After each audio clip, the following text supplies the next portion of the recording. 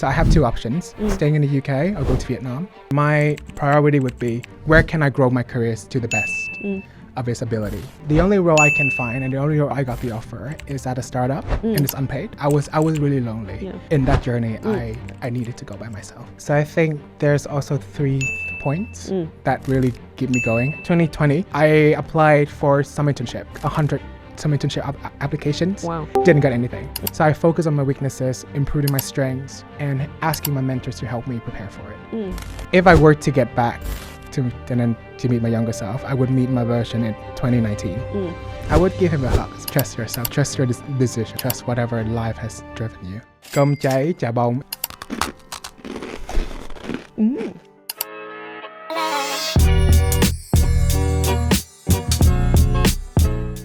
Hi, I'm Ellen, and welcome back to Landed, a video podcast series about finding your way and building your life abroad.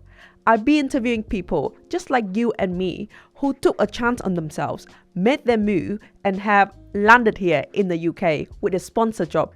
They share exactly what it's like to pursue this path and what it took them to be where they are today.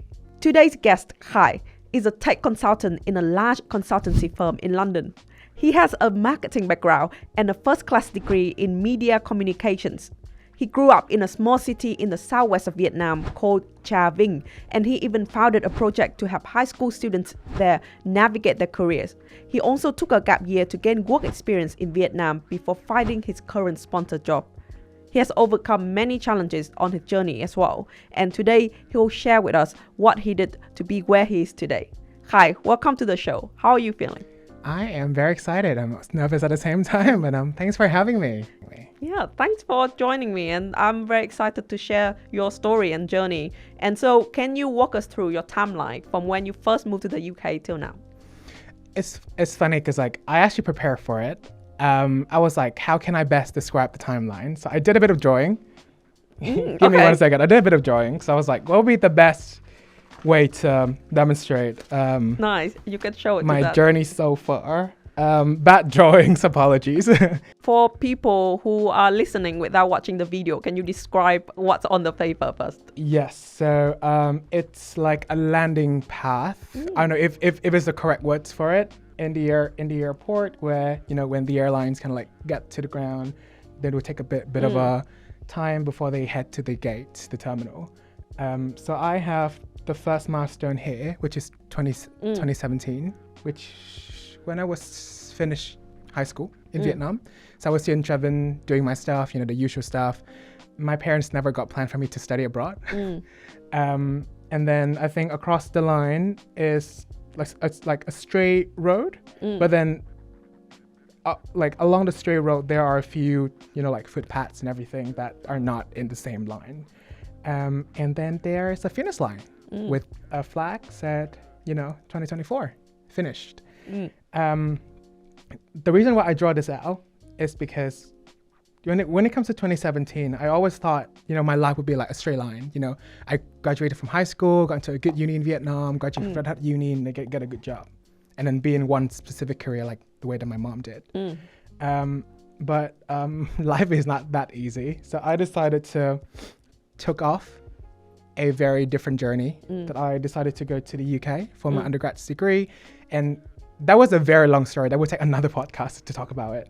But I decided to go with a lot of support from relatives, parents, friends as well. And then I chose the most affordable school in London with a bit of scholarship. So I was like, okay, if I work and if I study at the same time, I can afford this.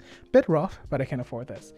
So yeah, 2018, 19, 20, then COVID hits, then I moved back to Vietnam and then decided to take a gap year because I was like, if I'm not going to do anything, then it's a waste of time and I'm too young to waste my time. And then all the way to 2021, came back to the UK, finished my degree and then got a job in 2022 and stayed still. Yeah, wow. Yeah. I really can't imagine how it would be like to move to another country, spend all that money here and have to go through COVID where you can't be anywhere in the campus or anything. So you lose all the benefits of actually be in the UK on campus. Yeah, and exactly. You made that decision to come back to Vietnam to make more use of that time. We will talk about that. And So, okay, so let's go back to the beginning. Why did you decide to come to UK when you say that you imagine your life studying bachelor degree in Vietnam and go straight to having a life in Vietnam, but you made a ton? And why was that? Yeah, so studying abroad has always been my dream since I was a kid. But because of my family finance situation, I don't think I can make it like the others do. So my other friends in the UK, they're like, okay, let's study A levels, go up to like uni and all that, like the usual route. That was never in my parents' plan. And then my friend, my high school sweetheart, who's also in the UK, she was like, oh, if you choose this school, these are the finance. If you work as well, and then if you seek for help from your relatives and from me as well, then you can, like, I think you can afford it. So I had to think. And at the time I was suffering from, not like suffering, but like I was having a very huge peer pressure compared to my peers. If you ever study in Vietnam and if you ever join like one of the top school in Vietnam, and I was very fortunate to be in a group where they're so competitive. There'll be like winning competition, going to cases, seeking internship from year one, yada yada yada. And I was like, what am I having? So I thought, English is one of my best skill at the time. So I think let's give it a try. Applying for like the most affordable school in London, seeking for helps, getting all of my parents' savings. Sorry for that. Super apologies for that. And I landed here. Yeah. Yeah, and then the funny thing is, I studied economics in Vietnam. I didn't think I enjoyed the subject, so I was like, I might be a bit more on the creative side. So I was like, let me pick media and communications. Yeah, that's how I got through. And then turns out I don't like media and communication that much, but I still love it. But it's not something that is, things that I want for my career for now at this moment. Yeah, but it's a big decision to decide at that age, to know what you're gonna enjoy for 3 years and then for the rest of your career. Yeah, exactly. It's a lot of pressure. Yeah. And at that time, did you know if you want to stay here in the long term or get a job here? When I read that question from your question, Park, I was like, did I? It's funny because in my first year, I didn't enjoy studying abroad as much as I thought I would. So reflecting on my whole journey, I think the decision is not about whether I want to stay here long term, but where would I make my career long term was the bigger question. So when I come back to Vietnam during COVID, doing a lot of work and everything else, and then I came back to the UK, I was like, okay, I'm ready for whatever comes my way, right? So I have two options: staying in the UK or go to Vietnam. But then my priority would be, where can I grow my careers to the best of its ability? So there are two options. In Vietnam, there are a few schemes called management trainee. So you got in those schemes, very good benefits, and then you progress very fast and very early on in your career. I know a few people who got their MBA in the US from those programs, and they're extremely smart, and it's very competitive. So those are the ones I want to join in Vietnam. In the UK, I want to do something a bit more technology based, and I want to join a proper grad scheme. And this wasn't coming from like a dumb kind of like unresearched, underprepared decision. This comes from a very well prepared research that I've done in the past few years. So yeah, and then I did all of those, got an offer for both, and then I picked the UK because I want to do something a bit more technology based. Yeah, wow, well done. And I love that you put thought into that and think about your career more holistically instead of just thinking, oh, I have to stay at UK and do whatever it takes. But more so you created options for yourself as well. Yeah, I think I was quite privileged in the sense that, like, I have a very loving family, and they would support me whatever. And even if I go back to Vietnam, they were like, yeah, just go back, whatever. If I stay in the UK, yeah, you stay. Yeah, they respect my option, and they respect where I had to, and they have trust in me. I think that's my biggest privilege. Oh, that's very good. Well, I know a lot of people, they might have that pressure of family, thinking that if you don't get a job, you go back to Vietnam, you're a failure. And they put a lot of pressure on that. Yeah, my parents were the opposite. They were like, just come with me if you want to. Yeah. And so you said that you chose the option to do a graduate scheme here. Yeah. Can you explain a bit about the industry and the job that you have decided to go into, and how did your degree might have helped with that? Just FYI, my degree doesn't really help with that. Okay, good to know. But it's so just a bit of a background story. So I did media and communication, right? And then in my first year, I joined a few society at school. Didn't really enjoy it. I feel like I wasn't a good fit for those society. So I joined an organization called Isaac, much bigger in Vietnam. Much bigger in Vietnam. I joined that in Vietnam as well. And then I was like, okay, let's join in the UK. And then I joined the UCL branch. When I stepped foot in UCL, I was like, how are these people so good? Like, how are these students so dynamic? They know they have spring week, they have summer interns. Some of the alumni have like graduate scheme offer. I was like, what are those? Then I did a bit more research onto that one. I was like, okay, cool. If I want to get a good career in the UK, then I need to join a graduate schemes. And then I was like, well, but then my media and communication degree, although I love it, for an international student, it's not the best option to, like land a good career in the UK. And I don't think in the industry, it's a bit more competitive and a bit more restricted to people with visa needs like us. So that's number one. Number two, when I did my work placement in Vietnam, so I always do around more of like digital marketing area. But then in the last job, before I went back to the UK, I joined the role that has both digital marketing, CRM, and then e-commerce. So that e-commerce side really like inspired me to the role. And then I spoke to a few people who work in the industry, and then I am interested in, like more technology information, transformation, products, and all of that. And then I did a bit more research onto it as well. The whole lockdown. So there was like a huge lockdown in Vietnam in the middle of 2021. So I spent the whole time just doing research and applying for jobs or whatever. So there are two types of role that will open my doors to the opportunities. So the first one is very technical background based, like software engineering, data scientists, which are not my strongest skill set. And then there's consultancy. So I was like, okay, let's see how a consultancy works. I know more about tech consultants. And then got myself into the role, a bit more research. But we can talk about the journey going to that route. More. You do look like a consultant now with your board and explaining. It took a lot of time to get this. Okay, so let's talk about first the time in Vietnam, because during that year you took a gap year to go back to Vietnam. And how did you make the most of that time in Vietnam? Because I know some people might find lost, or they feel like, oh, what do I do now to prepare for the next step to go back to the UK? Yeah. I think if you're planning to do it, there are three things. Number one, make sure that you build a good network.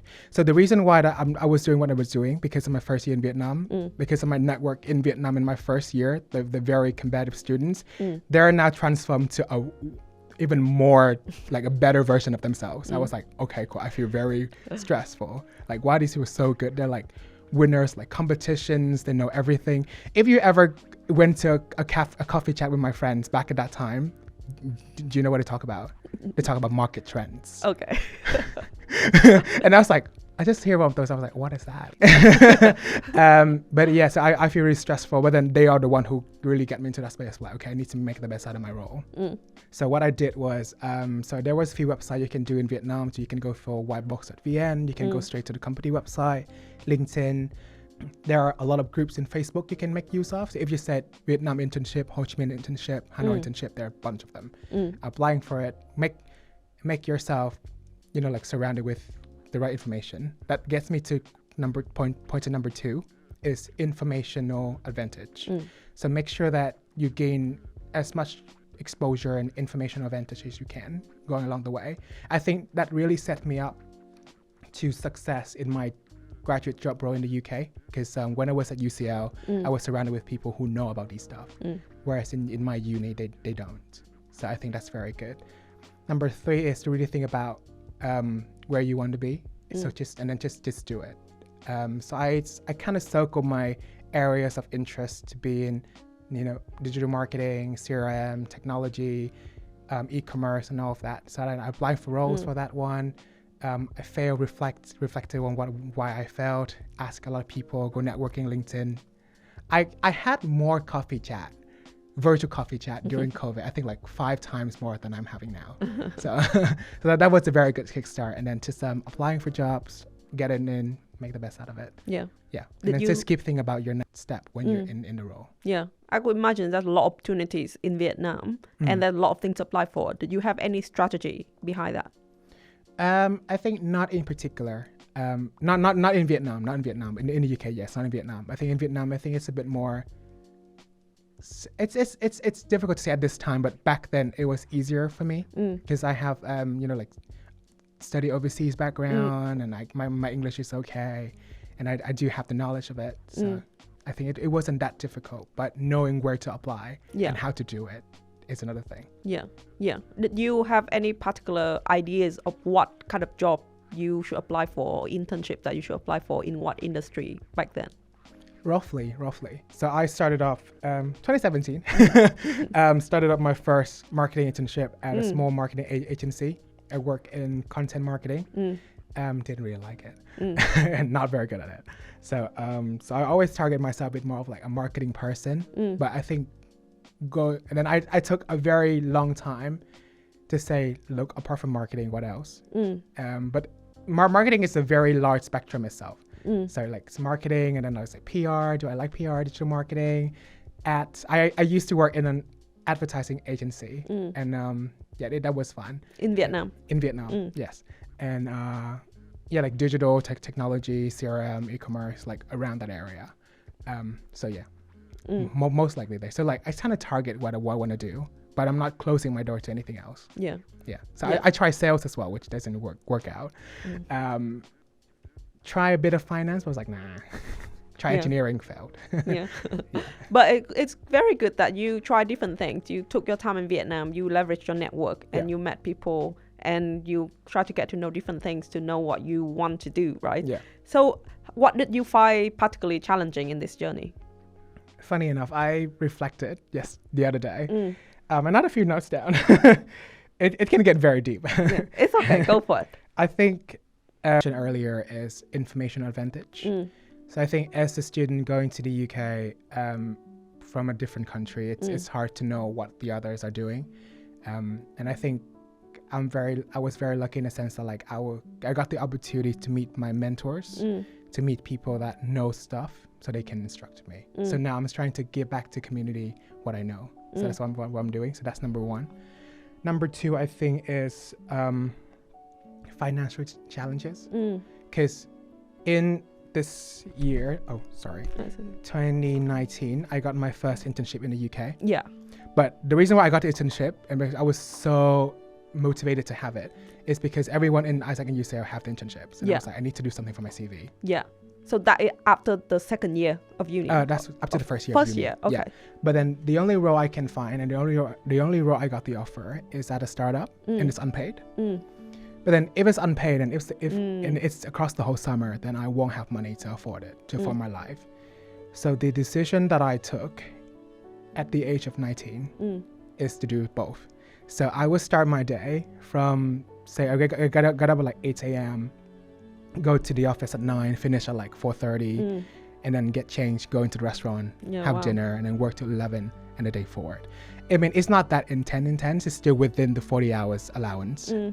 But at the age of 19, that was a very big challenge for me. And I was really lonely. Yeah. On your own here as well. I was on my own. Although I have like close family members as well. I have friends, but in that journey, I needed to go by myself. And if you ever got out of Canary Wharf Station, there's a few like kitchen stalls. Yeah.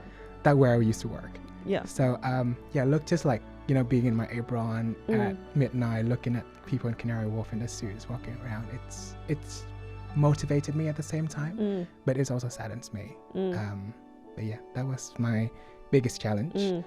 And I think the third one is mental health. And mental health, not as in the sense like, I was sad or depressed or anything. I think it is more or less of the inferiority complex that I developed when I was applying for jobs. When I was applying for the graduate schemes in 2021, I did a lot of research. I did my research on LinkedIn to the point that LinkedIn blocked me for 24 hours. Really? That was the intensity of my research. What did you do? So I just look at people profile. Okay. Like And a because spammer. I spam the whole system. So the common trait that I know of people that got the job at like very prestigious companies are people, like come here from A levels, going to like Russell Group University, and they prepare for it, and then they seem very fancy. They have their life, and all of that. And I look at myself and I was like, who I am even. I look at myself and I was like, I didn't study in like a top uni. My uni is kind of medium ranked. I didn't have a business background, didn't have a STEM background. And then apart from work experience, I have nothing else to compare to these people. So and then the more I talk to people in networking events, the worse my inferiority complex became. It took me a very long time to like overcome these when I eventually got the job. But Well, yeah, I'm glad you talk about this. Well, I think these are very real things that I'm sure that we all deal with, but we don't talk about enough. For example, the financials aspect, because a lot of the time people assume that just because you're international student mean your family loaded and you're like crazy rich Asian coming here and I wish. And you have like I wear Primark jumpers, so it's not Louis Vuitton, sadly. Like a mansion's wedding. And I like also the point that you say about university, how you have the strategy behind that, is that you research that based on cost and what you can afford it, but then come here you also have network like the UCL friends or other people from other uni. So you talk about information advantage where you reach out beyond just your immediate circle so that you can reach to better goals that you can have. So I think that is very important. And obviously the mental health aspect, and I mean LinkedIn, look at LinkedIn every day, everyone like, I'm excited to share. I'm just check out this job at this place. And now in Vietnam, you will have dreads. More. Dreads even worse, but it's another threat. Dreads, yeah. Oh my God. On Instagram, that was horrible. But that where people show how much they make. Yeah, I was like, oh, that's interesting. Yeah, it become a trend now in Vietnam. I noticed. It is, yeah, it is. That's funny. Yeah. So I think especially coming from Vietnamese background like you and me, I understand that pressure and that stress of comparing yourself to other people. And I think also people who come to the UK and can get a job, most of them have really impressive backgrounds as well. Yeah. So how do you navigate that challenge of feeling like comparing yourself to other people, but how do you kind of stay on your track and keep going and to be where you are today, where you feel more solid on your own? Yeah, so I think there's also 3 points that really keep me going. I think number 1 is thanks to my mentors. My mentors are crazily good. Like one of them is like the director of like one of the biggest fintech company. One of them is like the fattest promoted consultant in that company, and the other one is like changing from a HR background to a software engineer, and they're crazy good. And then when they spoke to me, they're like, I was like, oh, like I'm not sure if I'm enough for this journey. I'm not sure if I'm enough for all of this, because there was someone when I was applying for a job, there was someone that is also very popular in the community kind of said to me that like, oh, you're from a medium school, don't even try. Wow. I was so saddened by that comment, and I think for a moment I thought it was true. But knowing from my experience and from my mentors' help, they had trust in me, and they're all strangers. They're not even my relatives. They're strangers, and they have trust in me. So I was like, why don't I have trust in myself? So that's number 1. And thanks to their help and a bit of my effort as well, so I did more on the preparation side. So for each of the stages, like CV, interview, video interviews, acceptance centers, and all of that, I need to be very well prepared. And thanks to my experience in Vietnam, where I joined, apart from my job, I joined a lot of like case competitions, a lot of like graduate schemes as well, management training competition as well. So those exposure kind of helped me to prepare for what I was going to. Yeah. So I think that was a very good point. I think number 3 is to not let myself go. And keep myself going, because I think most important thing is whenever I feel down, I will look around my surroundings and be like, okay, like this is where the reality is. And like there's a research, like a psychological research, and there's one effect called the nocebo effect. Have you ever heard about the placebo effect? Yeah. So the nocebo is the cousin of it. Mm. So the nocebo is kind of more or less self-reject. So you self-reject and you thought, this is not for me. So that kind of affects on you as well. So I trying to kind of stay away from that, kind of like acknowledge it. Like I was feeling sad. I was feeling disappointed. I was feeling very depressed when, like the rejection email keep coming in my email box. But at the same time, telling myself that, like if it's for me, then it will be there for me. If it's meant to be, it's meant to be. And I manifest every morning. I manifest every morning. I was like, what's meant to be for me will simply find me and all of that. I've got to manifest myself. Look at me, I'm just like, yeah, you deserve it. Yeah. No, that's very good. And I think the point that you say around not self-reject is, I think, is very important, because I've met people who like that, and obviously like even myself sometimes, and you already say, oh, I'm probably not going to get it, so you actually never try it, even though other people, maybe they're not even good, but they go for it and they get it. Yeah. So it's quite an important point to always advocate for yourself, especially you're on a visa here. Yes. So in terms of the sponsored jobs, a lot of people want to find sponsored job. How did you go about that journey? And then how did you bring up that sponsorship conversation with your employer? I think on the bringing up perspective, it's not like bringing up. It's kind of by default. But then just keep in mind, this is 2021, so it was a bit easier than now. So my understanding might not be fully correct, but my role is to be automatically sponsored. So that's one. And when I was doing job search, I was like, okay, I have it very concrete in my mind. I'm not going to use my graduate visa. And then I was in my third year as well. I'm not going to use my graduate visa for now.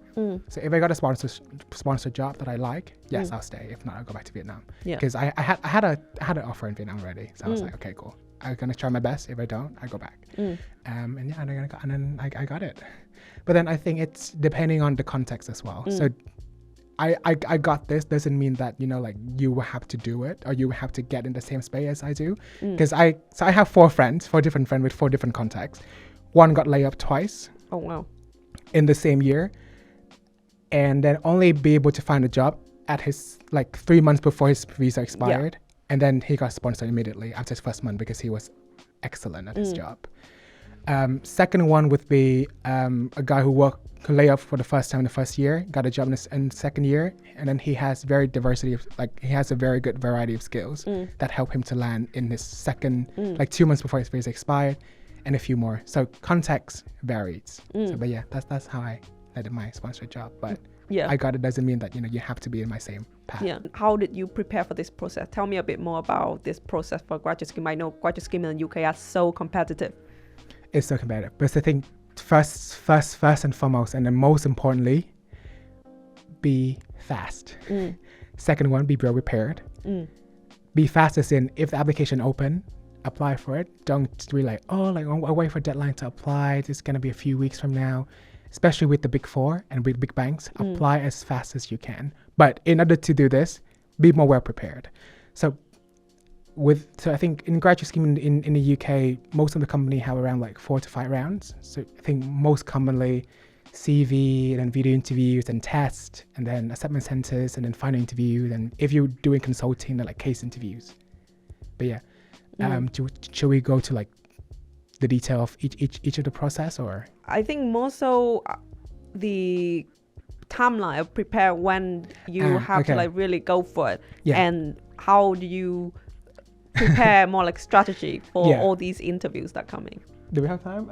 5 key timelines. So 2020, I applied for some internships. So I applied for 100 some internship applications. Wow. Didn't get anything. But then I had a very strong experience to go to these rounds. And from those activities, so writing CV, doing the tests and everything, I know where my weaknesses are. So I focus on my weaknesses, improving my strengths, and asking my mentors to help me prepare for it. And then COVID hits and everything, right? And then in Vietnam, as I mentioned, I also applied for management training scheme in Vietnam, which kind of similar to process-wise, quite similar to graduate scheme in the UK. Yeah. How many did you apply for? So in Vietnam, I only applied for 5. Okay. Got 1. In the UK, I applied for 70 in 3 months. Got 2. Oh wow. Which is actually quite nice. Yeah. You got 2 offers in the UK for full time. Yeah. Wow, that's impressive. Thank you. But yeah, and then because I went through all of these process for the last 2 years, so I know where my strengths are and I know where my weaknesses are. So I focus on working on those. Yeah. And when I was in Vietnam, my strategy would be, I'm gonna apply for it, prepare for it. So prepare your CV, make sure it's tailored, customized. Same with cover letter, video interviews. I have a bunch of tips I can share later. We can share what we're better at it. So. Yeah, and basically apply a lot as well. Apply a lot, but then apply with a bit more intentional mind and a bit more purposeful mind to see where you're at. Yeah. And know continuous yourself. reflection. Yep. Okay, so before we continue our conversation, now we'll have a segment where we're gonna try food from our countries, which is Vietnam. And Khai is very generous that he has prepared some special food today, and I haven't tried before, so I'm excited to see what it's like. You will love this. I promise you will love this. I'm obsessed. We are now holding 2 bowls of food, and I will let Khai to explain what this is. I don't even know how to explain this in English. I think in Vietnamese it's called cơm cháy chả bông. If you're in Vietnam, if you're in the north, you say cơm cháy ruột heo, I think. So it's a bunch of like brown rice, deep fried, and sticks together in like chunks. There's layers of sweet fish sauce on top, and then pork floss. So yeah, very crunchy. Okay. Shall we? Yep, let's try.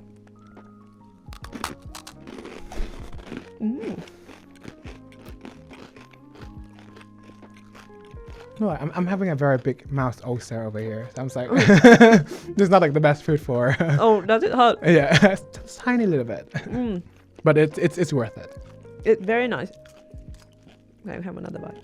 Why not?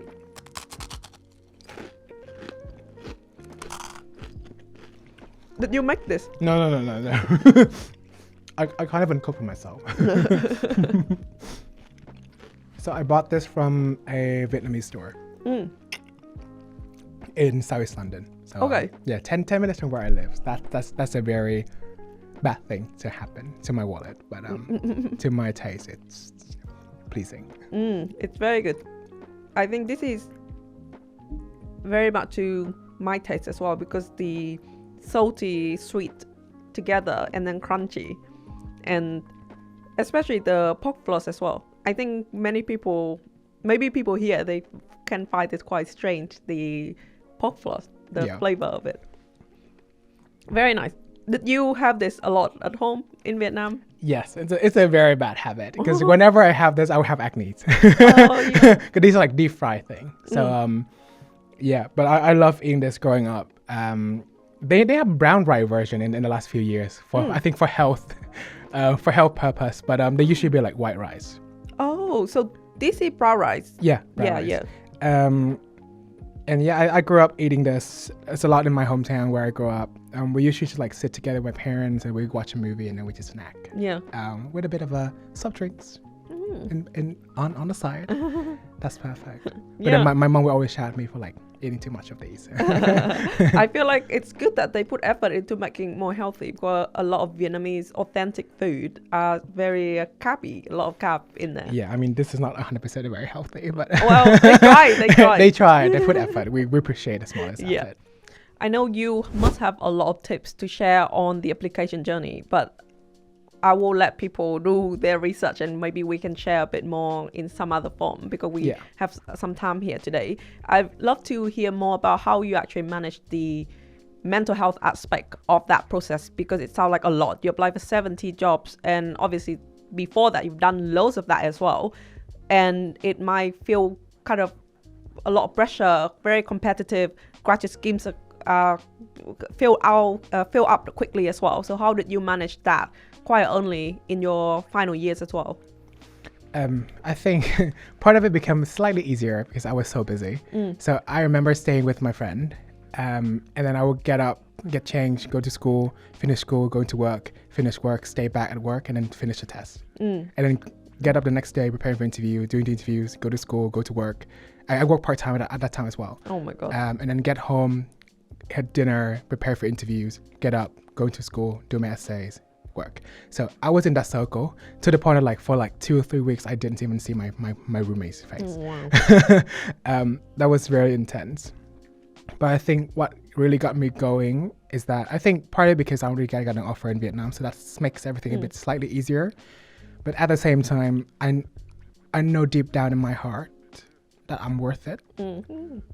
I know deep down in my heart that I'm worth it. I'm capable for this. And because like reflecting on my journey, and I've been through a lot. So then thinking about 2019, 2018, when it's like the roughest time of my life, I've been through those. And I was like, yeah, why not? This is just a job application. Yeah. I think that's just a shorter and simple answer. But then I think what happened during the year is that I developed a sense of numbness in my emotions. So there was the longest time I couldn't feel anything. I didn't feel sad, didn't feel happy, didn't feel excited, all of that. And I think two things that really helps with it is one, reflection, and number two, helping with that reflection is to monologue, because I can't journal. Like, and I can journal. I love journaling, but sometimes writing don't really catch up with my brain. So I need to speak it out. So I do find monologue really helps. And I do monologues by putting on my AirPods so people don't think I'm crazy. No. And be more in touch with my emotion, be more in touch with who I am, and accept who I am as a person, and grow from there. Yeah, it's very important to maintain that relationship with yourself. Yeah. And I think it is important that you share about this as well, because I think a lot of the time people who come here to study and then find jobs, they get used to it. They think this is normal. But there's so much challenges that you have to overcome every day, and you don't give yourself enough credit for that. Exactly. Yeah. So that's why when I help, my peers when they're applying for jobs, I don't go too harsh on them, because what I find a bit intriguing when I was applying for jobs is that people I spoke to, some of them didn't have enough patience to listen to me. And I really urged for that. I was really yearning for that. So people, when they reach out for my help, I would say, what's happening? Why? How? Like trying to understand them to the deeper level, so that I can give the best advice. Yeah. And just be an ear for them to speak it out. Yeah. The frustration. I think it's really helps. Yeah. I hope that now you have more time to rest now. With my current money now to spend on yourself. Yeah, I hope. I agree. Yeah. And you mentioned about a lot of pressure growing up in Vietnam with your amazing, talented, high achiever friends, and also going to a uni here where you might not necessarily feel like it's the best university here. So now that you have got a job, obviously you have achieved many things on the journey as well. How did you reflect on that, and how do you feel now looking back on that journey? I think I'm both grateful and I think I'm more grateful than the other part. I think I was grateful because I was surrounded by the group that is really good. So they really boosted me up. And if I weren't in that group, I don't think I would be the person I am today. But at the same time, it may not be the best thing for your mental health at some point, because comparison is the thief of joy. And if you keep comparing yourself to others, it do you more harm than good. It did more harm than good for me at one point in my life, but now it's get better. I think distance does help. It's like not being around them does help a bit. And then now I kind of focus on my own space, focus on my own growth, excel in my career and all of that. So I think now it's more of like my journey than, like what's happening after that finish line. What kind of marathon am I going to run into? And what are the next finish line? Yeah. It's more stable now. I think so. But I think I will rock it up a bit more later in my life. Probably not now. Now I'm still enjoying what I'm doing. Yeah. So if you could meet your younger self now, what would you tell him? It was funny because I thought about a question yesterday, and I had a bit of a moment at home, because if I were to get back to meet my younger self, I would meet my version in 2019. Still working at that restaurant job, being one of the food stall in Canary Wharf at midnight, looking at people in suit and tie walking around. I would look at him and I'll be like, you know what? I am your idol. I am your biggest admiration at that point, and we made it. I would give him a hug as well. I think I love him so much. He deserves so much of that love. he was so lonely as well. And I think last but not least, I would tell him that, like, you know, everything you're doing now is correct. Keep doing it. Keep moving forward. Don't give up. Trust yourself and trust yourself. Trust your decision, and trust whatever life has driven you. I think that's really important. Yeah, thank you so much. It's so much to share, and very grateful that you're here and give back to the community as well. I appreciate it. I try my best. I'm trying my best. Yeah, and thanks to our viewers for tuning in. See you in another episode of Landed. Hi, thank you so much for watching and listening. I hope you enjoy it. To support the show, remember to like, subscribe, and leave comments. You can also follow me on Instagram at AlanWinOfficial, where I post content more regularly. See ya!